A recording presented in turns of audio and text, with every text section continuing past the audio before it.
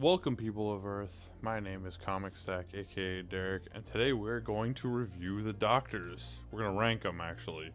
I know I've been making a lot of YouTuber content lately, but right now, the 60th anniversary specials for Doctor Who have started, and so I really want to talk about Doctor Who. I want to rank the Doctors. I want to talk about which ones I like and which ones I don't like, and all of that jazz. By the point you're watching this, the first of the 60th anniversary specials should be out, but by the time I'm recording this, it is not out. So I am not, the 14th Doctor is not here. We're not going to talk about him.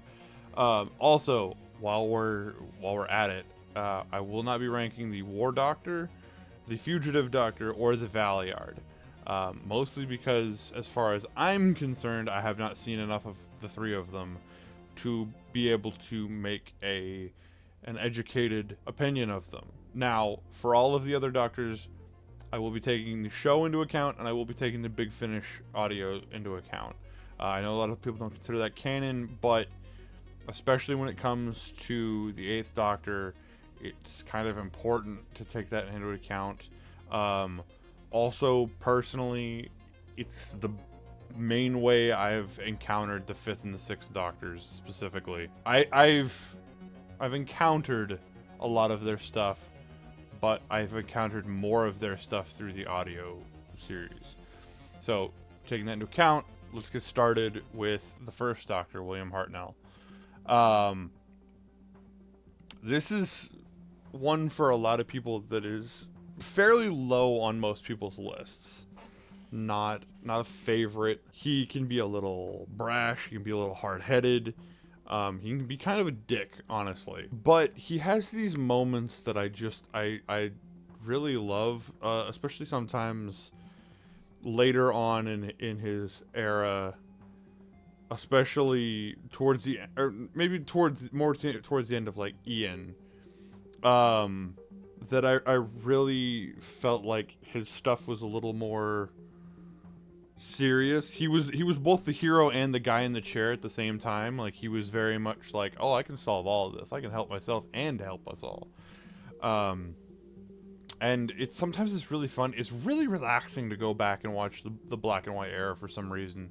I'm not the kind of guy who likes to watch black and white stuff, but black and white Doctor Who can be kind of calming for me. So I definitely like him. Also, he has an all-time classic moment, in my opinion, in the "One Day I Shall Come Back" speech. During all the years I've been taking care of you, you in return have been taking care of me. Grandfather, I belong with you. Not any longer, Susan. You're still my grandchild, and always will be. But now, you're a woman too. I want you to belong somewhere, to have roots of your own. With David, you'll be able to find those roots and live normally like any woman should do. Believe me, my dear, your future lies with David and not with a silly old buffer like me. One day, I shall come back. Yes, I shall come back. Until then, there must be no regrets, no tears, no anxieties. Just go forward in all your beliefs and prove to me that I am not mistaken in mine. Goodbye, Susan. And that's just it makes me like Susan, because the rest of her time I was not a fan of Susan. But I'm actually gonna put William Hartnell in A. I'm gonna start this off really, really, really positive. Okay, so Patrick Troughton. Patrick Troughton's fun. He's funny. He's just a goof. He's so weird, and he knows everything, but at the same time he's also like, oh, just like, let me fuck around. And while I'm not like taking stories into account, it's like my favorite stuff, Tomb of the Cybermen is an all-time classic. like I said with William Hartnell, there's something relaxing about watching the black and white Doctor Who, and Patrick Troughton definitely fits that for me in a lot of cases. I'm actually going to create. All right, I'm going to create the A+ row, and I'm going to throw Patrick Troughton up in the A+. All right, third Doctor, John Pertwee. This is an era. This is an era that I'm not really fond of, if I'm being honest. The third, like, I get that, like, the color era was supposed to be some sort of improvement. I didn't really love it. But John Pertwee's rapport with people like the Brigadier and Sarah Jane and just unit as a whole is great. Even the Master, dude, that era is so good for that. And it's just fun. It's just fun to see him get in and out of situations. And much like, you know, Batman 66, there's a lot of moments where it's like, oh, is the Doctor gonna die here? Oh, we're gonna leave it on a cliffhanger. And it just, like, there's something about John Pertwee specifically that makes it very believable of maybe this is the end of John Pertwee before we finally move on to the fourth Doctor. And that I like, but at the same time, I can't forgive the fact that's Action Doctor, that's James Bond Doctor, that's Magnum PI Doctor, and that's not fun to watch. I don't enjoy him being you know, his Aikido. It's so weird, it's so stupid. But at the same time, he's great at being that Doctor, but it's not my favorite Doctor. So I'm gonna make an A- rank, and I'm gonna throw him in the A- rank. Tom Baker, one that a lot of people consider like an all-time classic. He's like one of the best Doctors. Ooh.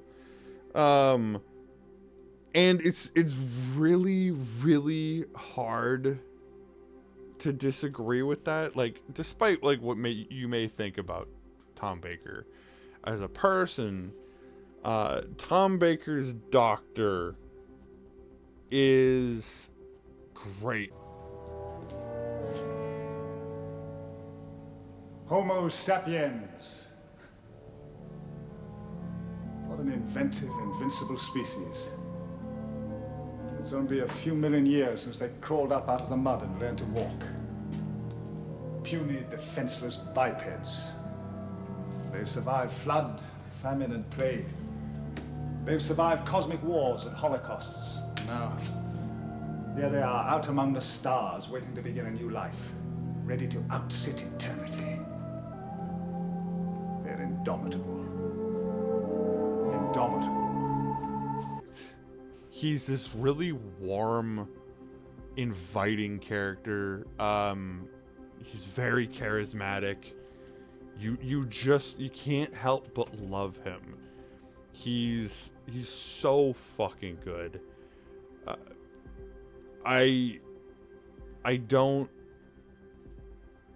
like, even if I wanted to hate him, like if I wanted to hate the fourth Doctor, I could sit and be shown a special or shown an episode that I just don't really enjoy, and he's gonna shine every second of that just by being, very much believing in what he's saying, no matter how ridiculous it is. And it's great. It's amazing. I love it. It's fantastic. He's such a great Doctor. For that, I got to put him up in A+ as well. He's really, really fucking good. If you haven't decided to go back to any of the old classic Doctors, I highly recommend Tom Baker, but a lot of people recommend Tom Baker, so it's not really that much of a shock. Next up is the fifth Doctor, Peter Davidson. This is a one that people love. This is one of the classic ones that is very beloved. He's really good. He's really cool. You get to see him, play cricket. You get to see him be very fun. I really kind of dig some of his Big Finish stories, especially because a lot of them involve like a greater mystery. It's not so much like, you know, here we're in this situation, we got to get out of it. It is here's an air about it, and we've got to try and often alone he's got to solve it, and I very much find that fun. He, you know, even in something where he is completely alone, he carries it, and it works really well. That being said, the Fifth Doctor's very altruistic, and he's like Superman. He's kind of boring in that regard. Do I think that Peter Davison plays that version so well? Yes. But at the same time, that's not the kind of Doctor I'm going to go looking for. I feel like it works a lot better in the Big Finish form than it does in the TV show. Also, in the show, he's kind of hindered by having some not great companions, with the exception of Perry, in my opinion. Adric. But yeah, I'm not a Peter Davison fan, unfortunately.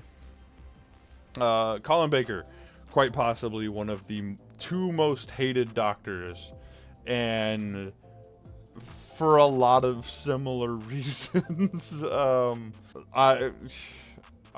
not gonna lie. The twin dilemma is bad, and he is bad in it. He is a bad Doctor. He is a bad character. It's poorly written. He's trying to act as hard as he can for this poorly written character, but it's fucking terrible. After that, he is better written. I've mentioned it before in another video. I really dig the Trial of the Time Lord. It's a fairly hated arc, but it's something about it really works for me, and I really dig it. A lot of his audiobooks are great. He's very charismatic in them. He's very inviting in them, and it's a damn shame that his story got cut the way it did, because I genuinely think he could have done a lot more while he was on screen. But I'm gonna throw him in an A. So right now we've got those three evened up. Sylvester McCoy, very funny while also being very manipulative, very flamboyant while also being very vindictive. He's a great, you don't know what the fuck is going on in his head Doctor, and it's really fun to watch play out, especially with those last couple of stories. I know the last few are very Ace heavy, but even he is great in things like The Curse of Fenric and Survival. Such a good Doctor, and his audio stories are great too. The one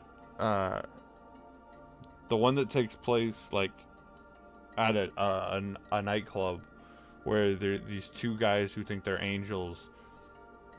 That's a great one, personally. But I love Sylvester McCoy.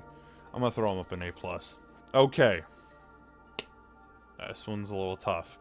Paul McGann. He's only made 3 appearances in the show. He had the movie. He had the prequel to the 50th anniversary. I'm a doctor, but probably not the one you're expecting. And he was in Power of the Doctor. Guardians of the Air. Sorry, why are you not wearing? I don't do robes. There's always one. Has to be different. I am a manifestation of our consciousness. I can wear what I like. Now, if all you've seen is the show, it's really easy to throw him up in an F rank or something and just hate him. But if you've read or if you've listened to any of his audio stories, he's fucking amazing. He's so fucking good. The fact that he was willing to come back and try, even though he wasn't, never given a second chance on screen for all those years, he immediately just dips into it for the audio stories. And having Charlie, it's so good. He's such a great doctor. He is an all-time favorite of mine. He's in my top 3, so I'm gonna throw him up in an S rank. And I'm not gonna feel bad about that. He is great. Paul McGann is great. Christopher Eccleston. It's really easy to hold his season against him for a lot of people. I know a lot of people dislike it. I dislike his season. I dislike Christopher Eccleston's season. Because it is so up and down and up and down and up and down. And Russell T Davies was trying. He was learning what to do with Doctor Who. I mean, it was his first season. And while he did successfully figure it out for David Tennant, there was a learning curve with what stories were going to work for Christopher Eccleston. That being said, Christopher Eccleston is a great doctor. He's sarcastic. He's a dick after what happened.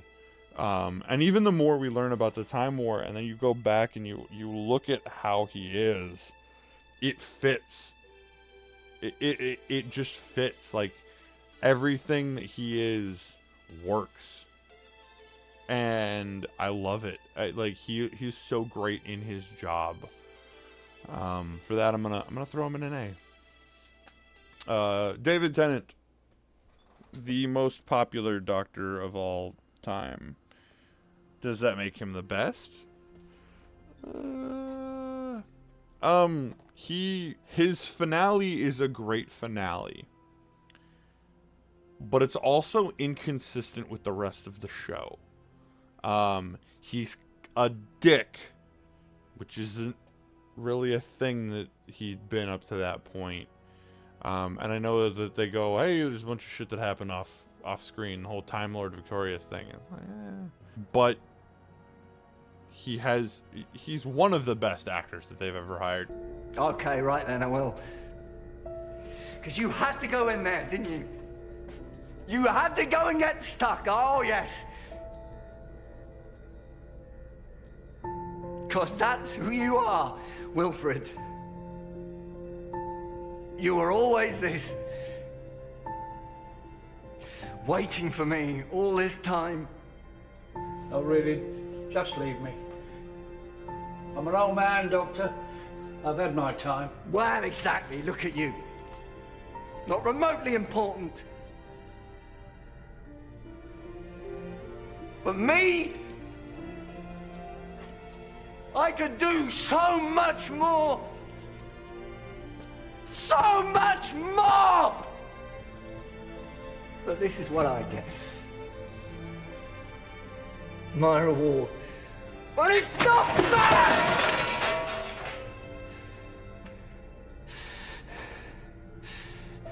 fair! Because it feels like David Tennant is one person and the Doctor is another person. They don't feel the same. And well, he's got an accent. Yeah, that has nothing to do with it. He's great. Amazing episodes where he's amazing in them. I'm a huge River Song fan, so Silence in the Library. That's an obvious pick, but he's great in Silence in the Library. He's so believable in that episode. Everything that he's doing. The farewell to Rose is amazing. Even him getting mad at the Meta-Crisis Doctor is a great piece. But much like Christopher Eccleston, there are some uneasy parts to his role, and I'm not necessarily in love with him. But I will throw him up in an A+. So yeah.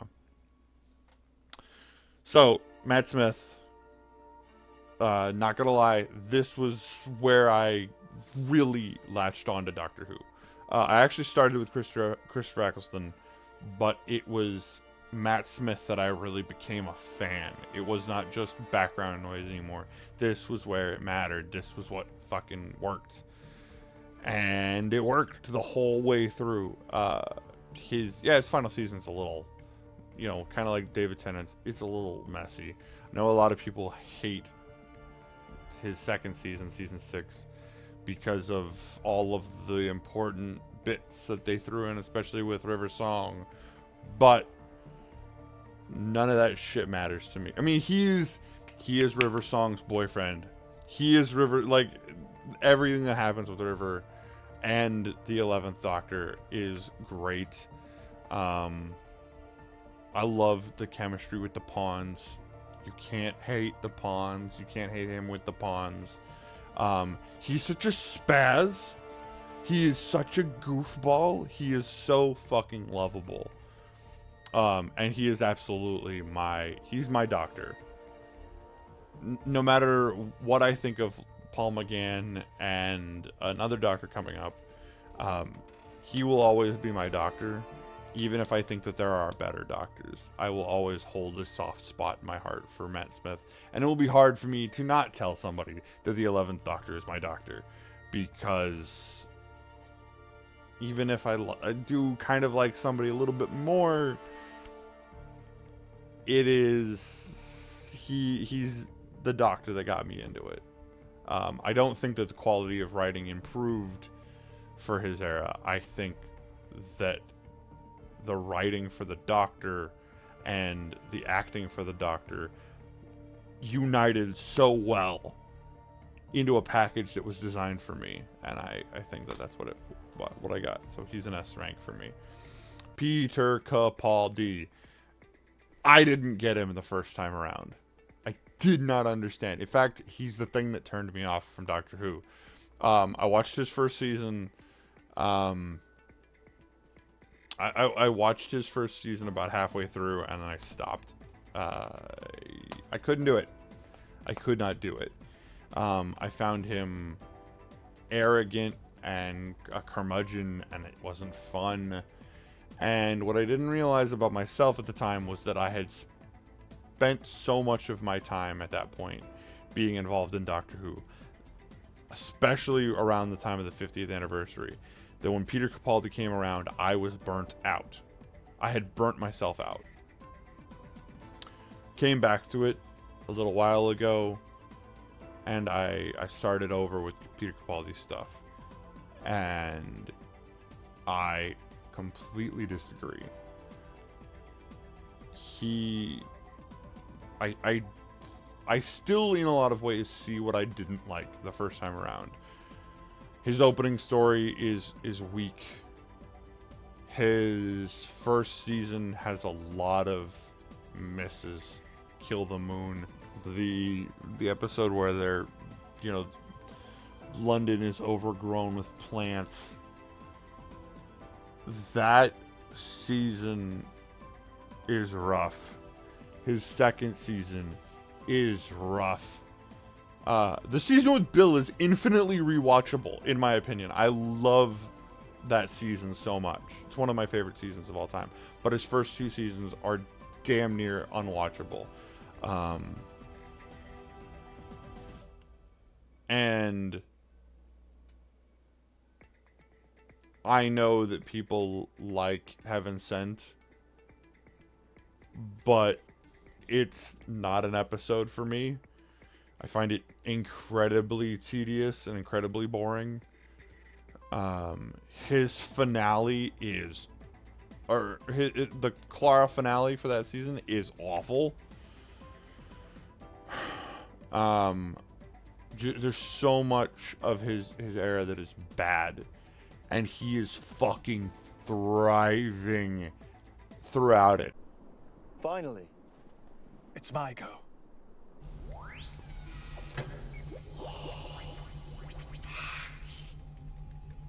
God! Oh, it's bigger! yes. On the inside. Look, we need to concentrate. There it is. Yep, I know where you're going with this, but I need you to calm down. On the outside. Well, you've certainly grasped the essentials. My entire understanding of physical space has been transformed. Three-dimensional Euclidean geometry has been torn up, thrown in the air, and snubbed to death. My grasp of the universal constants of physical reality has been changed forever. And if Matt Smith and the writing team really came together and made this nearly perfect package of a character for me when I was younger,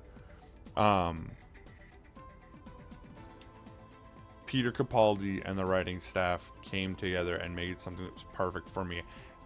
Now that I'm a little bit older, it works so fucking well. I remember, because even though I couldn't finish his first season, I did watch The Husbands of River Song when it came out, and I remember that ending where he says that, you know, nights on Beryllium go for 24 years, and I remember thinking that meant that there was going to be, you know, River was going to be the next companion, and that it was going to cheapen everything that they had set up with River and all this shit. And it didn't. And in fact, him having those 24 years with River actually makes him harder as a character. He's a more hardened character because he was married for 24 years. He lived with her for 24 years, and he had to say goodbye to her. He knew when she was going to die. And it hits him in the Bill season, in his final season. He's talking, you know, you get the scene with Nardole where he's like, the missus wouldn't approve. He's got her on his desk. If Matt Smith was River Song's boyfriend, Peter Capaldi is River Song's husband and her widower. He's amazing. Now, do I like his era? Not really. I really don't. But he is fucking fantastic in it. Point blank. And in a lot of ways, I actually think he's better than Matt Smith. Matt Smith has a special place in my heart, but Peter Capaldi is fucking brilliant every step of the way. Now, for the controversial pick. So, nothing has been below an A- at this point. So, let's talk about Jodie Whittaker. If Colin Baker was one of the most hated doctors, Jodie Whittaker is as well. Because some choices were made in her era to completely rewrite the Doctor's history, and it pissed off some fans. It pissed off fans to have a female doctor. Hold on there, please, madam. I need you to do as I say. This could be a potential crime Why are you scene. calling me madam? Because you're a woman. Am I? Does it suit me? What? Oh, yeah. I remember. Sorry, half an hour ago, I was a white-haired Scotsman. It pissed off fans to have, much like Trial of the Time Lord, a season that was all about one storyline. Some people will tell you that Power of the Doctor is a bloated mess. I've only recently encountered that opinion, and I disagree entirely. I love Power of the Doctor. I think it's great. I think it's fun. I think it's exciting. It's one of my favorite episodes in her era. Personally, I don't think that she deserves any of the hate she gets. Do I actually agree with people who dislike her era? Yes, 100%. I like her era, partly because I really like her. She's fun in all three of her seasons. And she's a goof, and she's weird, and especially like her second and third seasons, I feel like she's more in the character. There is a little bit in that first season where she is just kind of rattling lines. But like, especially the line about the Woolly Rebellion, it feels forced to me, but she's great. She's great in interacting with characters from past eras, like Jack and Ace and Tegan, even if it is just briefly for all of them. She worked really well, and I really do. I feel bad for her because she's always going to get shit for things that were out of her control.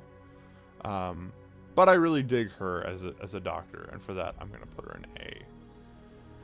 So with that, I can firmly erase all these other categories, and that's what we're left with. I think all the doctors are great, and you know, you're allowed to disagree with that, but this is my ranking. These are my favorite doctors. Go ahead, tell me who your favorite doctors are. And if you've never seen any of the classic doctors, I highly recommend you check them all out. They're all great for different reasons. It's just about what you want. Anyway, with that said, I am gonna get out of here, and I hope you have a fun time, and I hope that these 60th anniversary specials and the Christmas special are all great. And I really hope to put Ncuti Gatwa's Doctor somewhere in all of this, and not anything lower than an A-, because the Doctor's great, and I want the Doctor to always be great. Adios.